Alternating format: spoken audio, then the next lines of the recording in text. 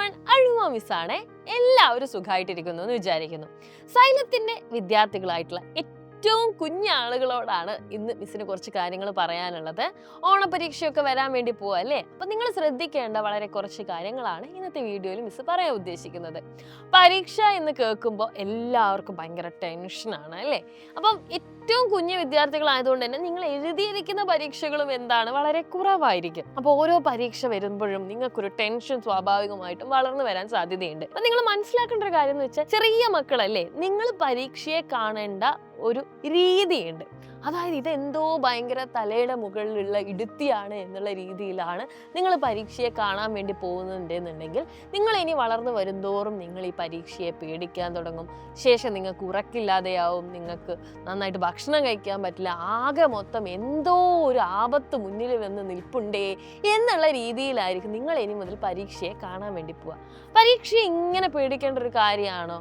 പരീക്ഷയ്ക്ക് നമ്മളൊരു സീരിയസ്നെസ് കൊടുക്കണം. പക്ഷെ നിങ്ങളിങ്ങനെ പേടിച്ച് എന്തോ ഒരു ആപത്ത് വരുന്നത് പോലെ കണക്കാക്കേണ്ട ഒരു കാര്യമൊന്നുമല്ല പരീക്ഷ എന്ന് പറയുന്നത്.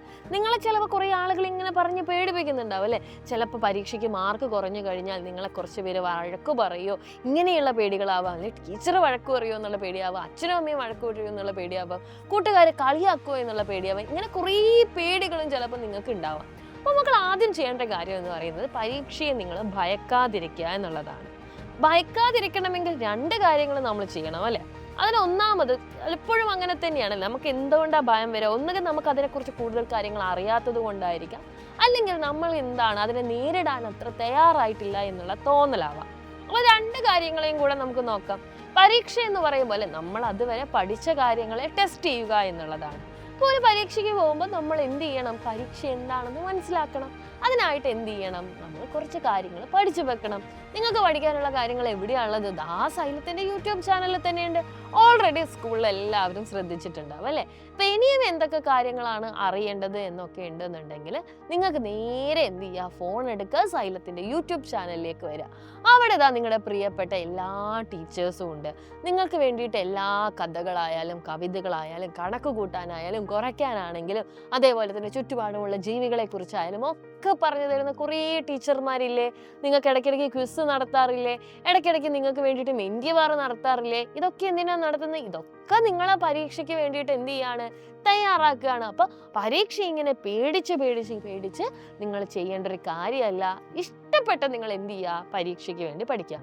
തെറ്റോ കാര്യങ്ങൾ അല്ലെ, മാർക്ക് കുറവാണ് എന്നുള്ള ഒരു പേടിയാണ് നിങ്ങളെ മുന്നോട്ട് വലിക്കുന്നത്. ചിലപ്പോൾ പരീക്ഷയ്ക്ക് മാർക്ക് കുറഞ്ഞു പോയോ എന്നുള്ളൊരു പേടിയായിരിക്കും ഉണ്ടാവുക. മാർക്ക് കുറഞ്ഞു പോകുന്നുള്ള പേടിയൊക്കെ രണ്ടാമതല്ലേ. ആദ്യം നമ്മൾ ചെയ്യേണ്ട കാര്യം എന്താ? പഠിക്കുക എന്നുള്ളതല്ലേ. ആ പഠിക്കാനുള്ള സ്ഥലം എവിടെയാണ് എന്നുള്ളതിനുള്ള ഉത്തരമാണ് സൈലം എന്നുള്ളത്. അപ്പോൾ സൈലത്തിന്റെ കൂടെ നിങ്ങൾക്ക് എന്ത് ചെയ്യാം? അടിപൊളിയായിട്ട് പഠിക്കാവുന്നതാണ്. രണ്ടാമതായിട്ട് നിങ്ങൾ ശ്രദ്ധിക്കേണ്ട കാര്യം, ഏറ്റവും ചെറിയ ക്ലാസ്സിലെ കുട്ടികളായതുകൊണ്ട് പറയാണ്, നിങ്ങളുടെ കൈയക്ഷരം. നിങ്ങൾ എഴുതാൻ പഠിച്ച ആളുകളാണ്, പഠിച്ചിട്ട് കുറച്ച് നാളുകളെ ആയിട്ടുള്ളൂ. അങ്ങനെയാണെങ്കിലും നിങ്ങൾ നിങ്ങളുടെ കൈയക്ഷരം ഒന്ന് വൃത്തിയായിട്ട് എഴുതാൻ വേണ്ടിയിട്ട് നല്ലതുപോലെ എന്ത് ചെയ്യുക? ശ്രമിക്കുക. ഇത് ഈ ക്ലാസ്സിൽ മാത്രമല്ല, നിങ്ങൾ വലുതാവുന്നതിനനുസരിച്ച് നിങ്ങൾക്ക് ഇതെന്താണ് വളരെയധികം പ്രയോജനമുള്ള ഒരു കാര്യമാണ്. എഴുതി തന്നെ നിങ്ങൾ എന്ത് ചെയ്യുക? പ്രാക്ടീസ് ചെയ്യുക.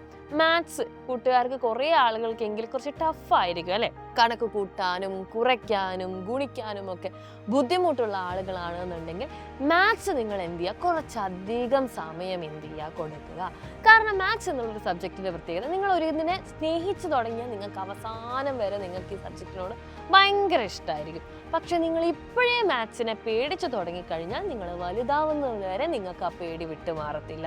അപ്പോൾ കുഞ്ഞു ക്ലാസ്സുകളിലാണ് ശരിക്കും നമ്മൾ ഏറ്റവും കൂടുതൽ ശ്രദ്ധിക്കേണ്ടത്. കാരണം ഈ ചെറിയ ക്ലാസ്സുകൾക്ക് അവർക്ക് കിട്ടുന്ന ഒരു ഗ്രിപ്പ് ഉണ്ടല്ലോ, ഈ ഗ്രിപ്പാണ് അവരെ മുന്നോട്ടേക്കും നയിക്കാൻ വേണ്ടി പോകുന്നത്.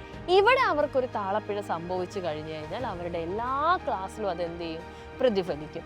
പിന്നെ ഈ വീഡിയോ കാണുന്ന പാരൻസിനോടാണ് പറയാനുള്ളത്, നമ്മുടെ മക്കളെ, അത് ഏറ്റവും ചെറിയ ക്ലാസ്സിലുള്ള മക്കളായതുകൊണ്ട് നമ്മൾ അവരെ കമ്പയർ ചെയ്യാതിരിക്കുക.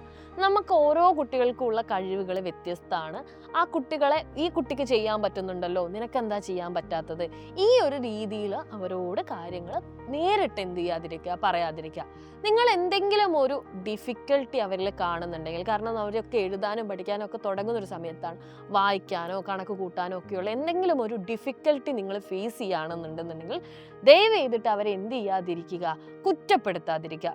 ഇനി ആ ഒരു സംഭവം നല്ല പ്രകടമായിട്ട് തന്നെ നിങ്ങൾക്ക് ഫീൽ ചെയ്യുകയാണെന്നുണ്ടെങ്കിൽ നിങ്ങൾ എന്ത് ചെയ്യുക, അതിനുള്ള വിദഗ്ധമായിട്ടുള്ള പരിശോധനകളോ കാര്യങ്ങളോ ഒക്കെ ചെയ്യുക എന്നുള്ളതാണ്. ചെറിയ കുട്ടിയായിരിക്കുമ്പം തന്നെ അവരിൽ എന്ത് ചെയ്യാതിരിക്കുക, ഇങ്ങനെയുള്ള കാര്യങ്ങൾ ആദ്യമേ ഡയറക്റ്റായിട്ട് ഇഞ്ചെക്ട് ചെയ്ത് കൊടുക്കാതിരിക്കുക. നിനക്കത് ചെയ്യാൻ പറ്റില്ല, നിനക്ക് എന്താ ബാക്കിയുള്ളവരെ പോലെ ചെയ്യാൻ പറ്റാത്തത്, നിനക്കറിയില്ലേ, ഇങ്ങനെയുള്ള ചോദ്യങ്ങൾ അവരെടുത്ത് ഭയങ്കരമായിട്ട് ചോദിക്കാതിരിക്കുക.